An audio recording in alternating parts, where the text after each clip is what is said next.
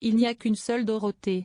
Et pourtant, l'animatrice phare de Récréa 2 et Club Dorothée a été une deuxième maman pour un paquet de bambins et d'ados le nez rivé à la télé. Encore aujourd'hui, celle-ci fait office de figure culte de la pop culture à la française. Elle est notamment celle qui a fait découvrir les dessins animés japonais et plus largement le manga, en France. Toute une génération l'en remercie. Alors Dorothée, de son vrai nom Frédérique Oskede, née à Paris. Très jeune, elle se passionne pour la danse et le chant. Sa voix semble alors toute tracée. Toutefois, la vie va lui réserver de surprises. Si, au départ, elle entame bien une carrière à la télé, au début des années 70, elle bifurque par le cinéma. Avec le taulier François Truffaut. C'est une époque un peu méconnue de Dorothée au cinéma, pour les plus jeunes. La même année, en 1979, elle tourne un second film, La Geôle de l'autre, où elle incarne une speuacrine. Rôle pas forcément éloigné de ce qu'elle connaissait déjà sur les plateaux. Finalement, la révélation est le phénomène. Dorothée arrive en parallèle de sa brève carrière d'actrice. Dorothée travaille déjà en tant que présentatrice. La jeune femme animait la fameuse émission Jeunesse Récréa 2.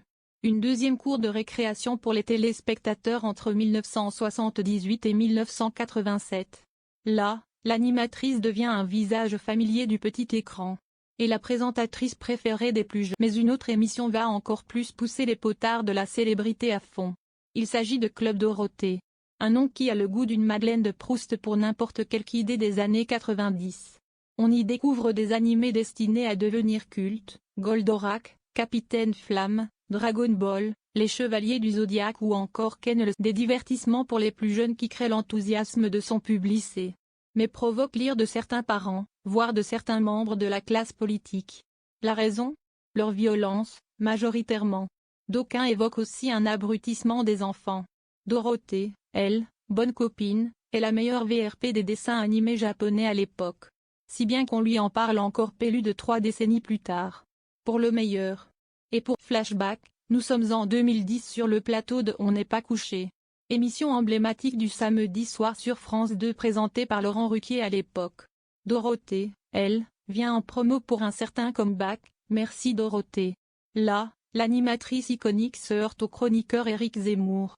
Forcément, celui-ci, très réac, la tacle sur l'importation des animes en France. Lui jette l'opprobre.